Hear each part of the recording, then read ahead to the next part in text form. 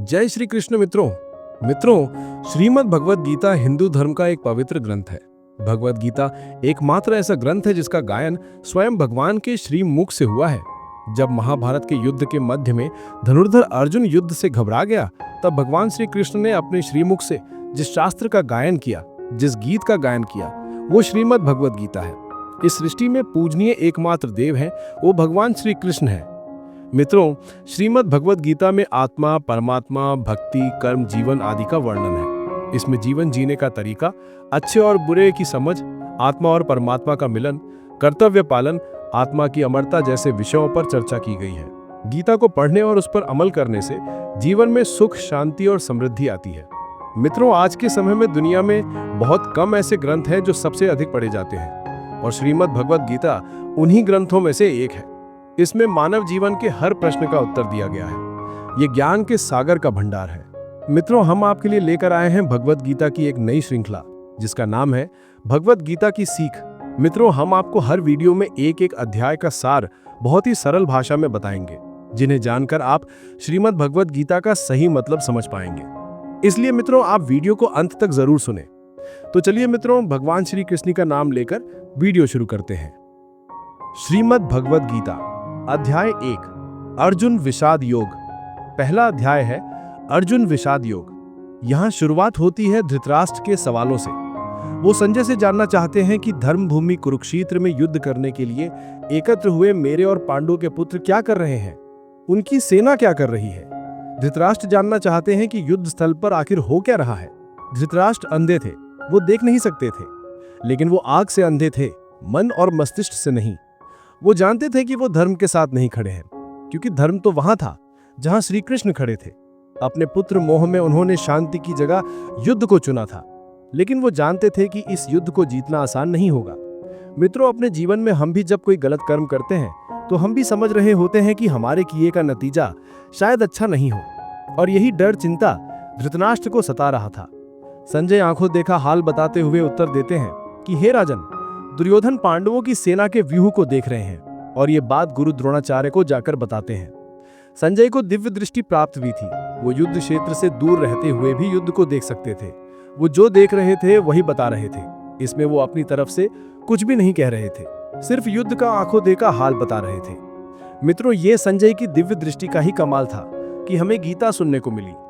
दुर्योधन गुरु द्रोणाचार्य से कह रहे हैं कि हे आचार्य, पांडव पुत्रों की इस विशाल सेना को देखिए, जिसे आपके बुद्धिमान शिष्य द्रुपद पुत्र धृष्टद्युम्न ने इतने कौशल से व्यूह के आकार में सजाया है। व्यूह का रचना का मतलब हुआ एक ऐसा व्यूह जिससे उस सेना के बीच घुसना असंभव हो, और अगर कोई उसमें घुसने में सफल भी हो जाता है तो कभी बाहर ना आ सके।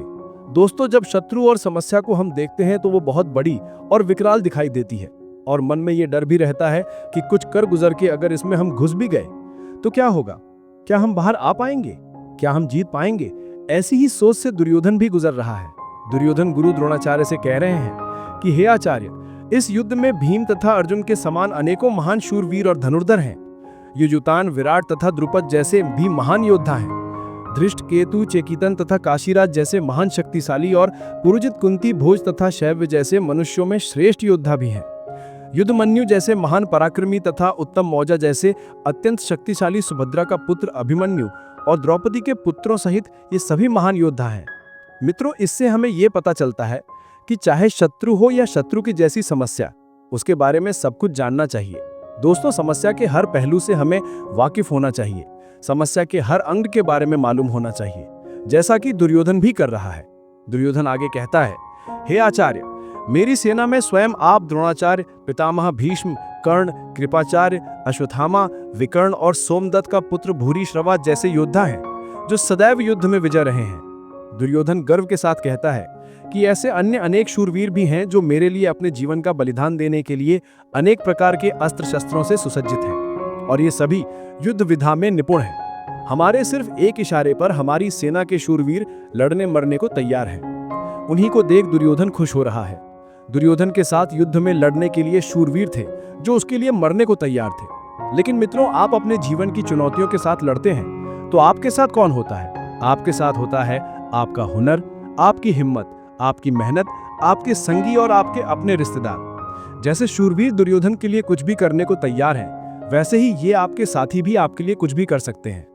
दुर्योधन आगे कहता है कि इस प्रकार भीष्म पितामह द्वारा अच्छी प्रकार से संरक्षित हमारी सेना की शक्ति असीमित है, किंतु भीम द्वारा अच्छी प्रकार से संरक्षित होकर भी पांडवों की सेना की शक्ति सीमित है। दुर्योधन कहना चाहते हैं कि भीम की सेना को वो आसानी से जीत सकते हैं। मित्रों, यहाँ दुर्योधन घमंड दिखा रहा है, जो आपको बिल्कुल भी नहीं करना है। मित्रों, कभी नहीं, क्योंकि अगर घमंड हुआ तो वो आपके हारने की शुरुआत है। दोनों सेनाओं के इस तरह के वर्णन से दुर्योधन इस बात पर पहुंचना चाहता था कि सभी मोर्चों पर अपनी अपनी जगह स्थिर रहकर आप सभी निश्चित रूप से भीष्म पितामह की सभी ओर से सहायता करें। संजय धृतराष्ट्र को बताते हुए कहते हैं कि हे राजन, तब कुरुवंश के वयोवृद्ध परम प्रतापी भीष्म पितामह ने उच्च स्वर में सिंह गर्जना के समान ऐसा शंख बजाया कि दुर्योधन के हृदय में हर्ष उत्पन्न हो गया। मित्रों, युद्ध जीतने के लिए अपने पक्ष में माहौल बनाना पड़ता है, खुद को दिलासा भी देना पड़ता है कि हम युद्ध जीतने में सक्षम हैं। ऐसा ही पितामह भीष्म ने किया और ऐसा ही हमें भी करना चाहिए। मित्रों, युद्ध भयंकर होते हैं और ये इतिहास में आज तक के सबसे भयंकर युद्ध का आरंभ था।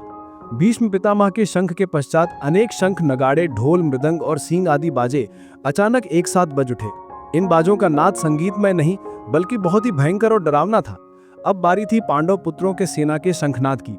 सफेद घोड़ों से युक्त उत्तम रथ पर आसीन योगेश्वर श्री कृष्ण और अर्जुन ने भी अपने अपने अलौकिक शंख बजाए।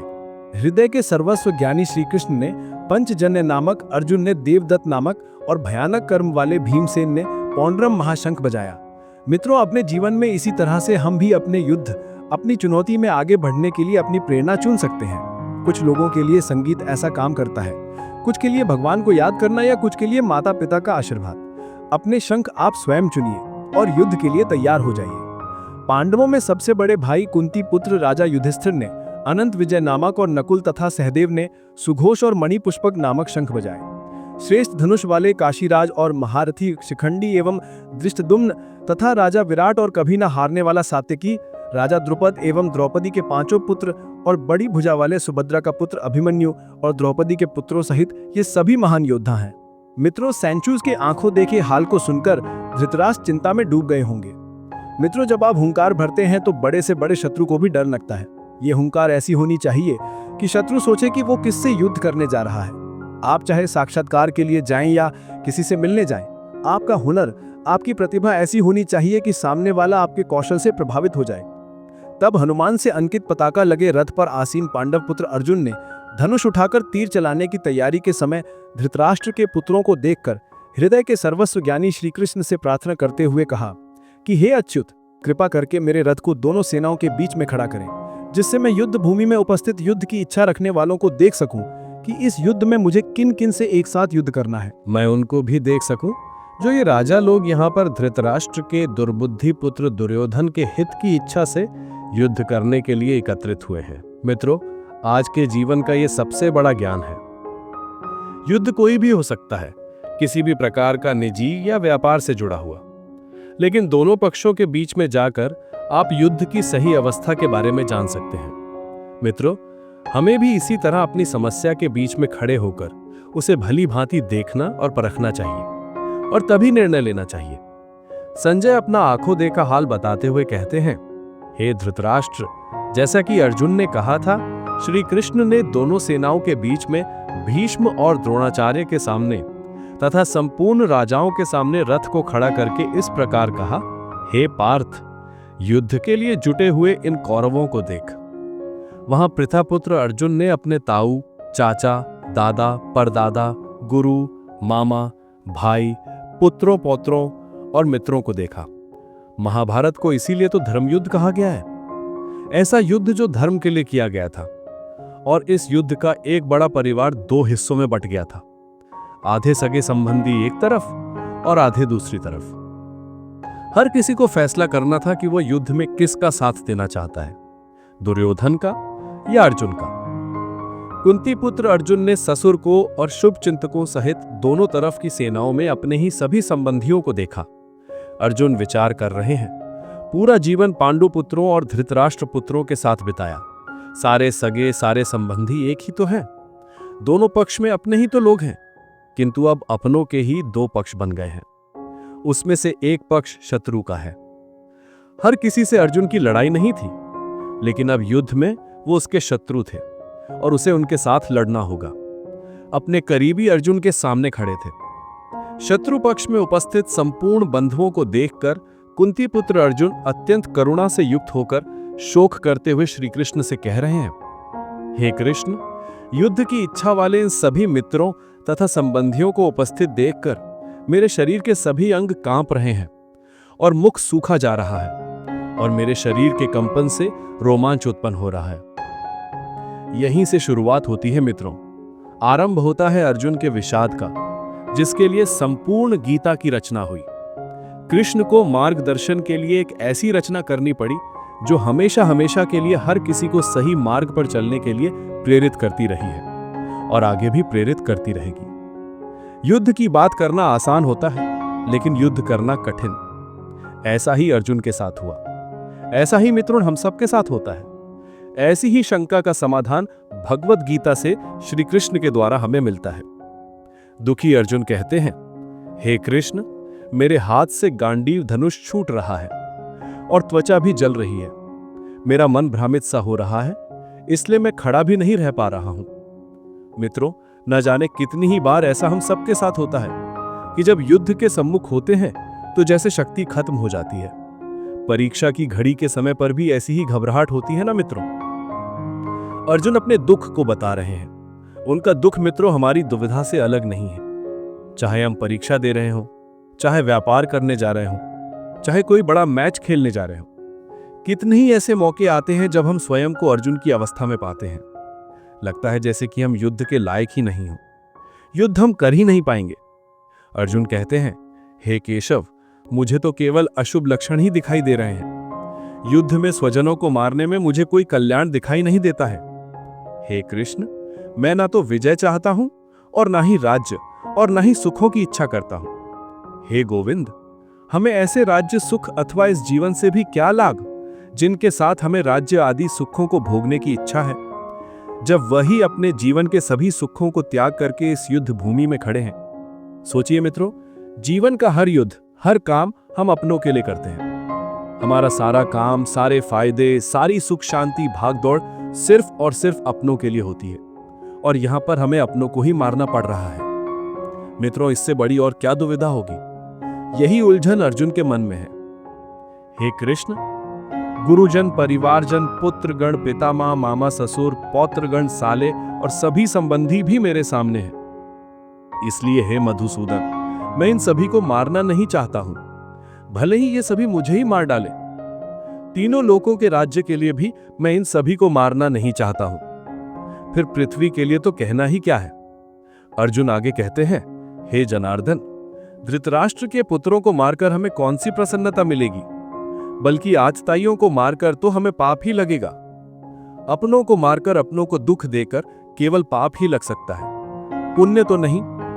यह कुरु पुत्रों के लालच का ही परिणाम था कि भाई भाई आमने सामने थे। दोस्तों, लालच से कभी किसी का भला नहीं होता। महाभारत में भी नहीं होना था। एक पक्ष को जीतना था तो दूसरे पक्ष को हारना था। क्या अपने परिवार को मारकर आपको सुख मिल सकता है? इसीलिए महाभारत को धर्मयुद्ध कहा जाता है। जब ऐसा धर्म संकट हो तो आप क्या करें? अर्जुन कहते हैं, हे माधव, मुझे धृतराष्ट्र के पुत्रों को उनके मित्रों और संबंधियों सहित मारना उचित नहीं लगता है, क्योंकि अपने ही कुटुंबियों को मारकर हम कैसे सुखी हो सकते हैं। दोस्तों, जब कभी आपके सामने ऐसी परिस्थिति आए जिसमें लालच की वजह से बंटवारा हो रहा हो या झगड़ा हो रहा हो, तो ठंडे दिमाग से अर्जुन की इस हालत के बारे में सोचिए और देखिए कि दुनिया का सबसे बड़ा युद्ध करके किसको क्या हासिल हुआ।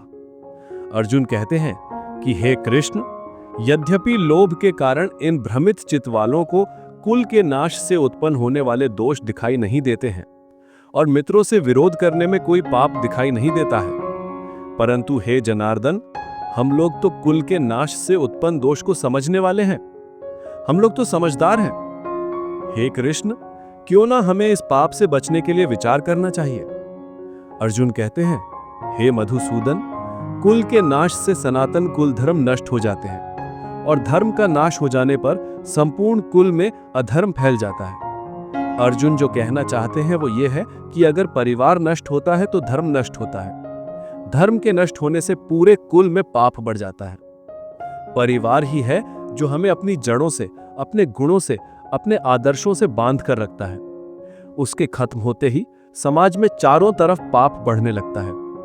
मित्रों, आप चाहें तो अपने चारों तरफ भी देख सकते हैं। जहां परिवार का सम्मान नहीं, वहां किसी भी बात का सम्मान नहीं होता और समाज पतन की ओर ही जाता है। परिवार की भलाई उसकी स्त्रियों पर निर्भर करती है। अगर कोई घर बनता है तो वो परिवार की महिला की वजह से बनता है। जिस घर में महिला नहीं होती तो कहते हैं कि उस घर का कोई भविष्य ही नहीं। और अगर ये स्त्रियां दूषित हो जाएं तो उसका क्या हश्र होता है। अर्जुन कहते हैं, हे कृष्ण, अधर्म अधिक बढ़ जाने से कुल की स्त्रियां दूषित हो जाती हैं और स्त्रियों के दूषित हो जाने पर अवांछित संतानें उत्पन्न होती हैं। अवांछित संतानों की वृद्धि से निश्चय ही कुल में नारकीय जीवन उत्पन्न होता है। ऐसे पतित कुलों के पितृ गिर जाते हैं क्योंकि पिंड और जल के दान की क्रियाएं समाप्त हो जाती हैं। इन अवांछित संतानों के दुष्कर्म से सनातन कुल धर्म और जाति धर्म नष्ट हो जाते हैं। हे जनार्दन, जिनका कुल धर्म नष्ट हो गया है, ऐसे मनुष्यों को अनिश्चित काल तक नरक में रहना पड़ता है। ऐसा हम सुनते आए हैं। महाभारत के समय कुल की मान्यता इतनी थी मित्रों कि अगर किसी के कुल का नाश हो जाता था तो माना जाता था कि अब यह हमेशा के लिए नरक में ही रहेगा। इसीलिए कुल की रक्षा करना, उसके सम्मान को बचाना, उसका नाम करना इतनी बड़ी बात मानी जाती थी। अर्जुन ही नहीं, ऐसा हम सुनते आए हैं कि जो धर्म का, कुल का सम्मान नहीं करते वो सीधे नरक को जाते हैं। इसे आप ऐसा भी मान सकते हैं कि जहां धर्म नहीं होता वो जगह अपने आप ही नरक बन जाती है। अर्जुन आगे स्वयं को दोष दे रहे हैं। कहते हैं, कितने आश्चर्य की बात है कि हम लोग बुद्धिमान होकर भी महान पाप करने को तैयार हो गए हैं, जो राज्य और सुख के लोभ से अपने प्रियजनों को मारने के लिए आतुर हो गए हैं। यदि मुझे शस्त्र रहित विरोध ना करने वाले को धृतराष्ट्र के पुत्र हाथ में शस्त्र लेकर युद्ध में मार भी डालें तो भी इस प्रकार मारना मेरे लिए अधिक कल्याणकारक होगा। संजय ने कहा, इस प्रकार शोक से संतप्त हुआ मन वाला अर्जुन युद्ध भूमि में यह कहकर बाणों सहित धनुष को त्याग कर रथ के पिछले भाग में बैठ गया।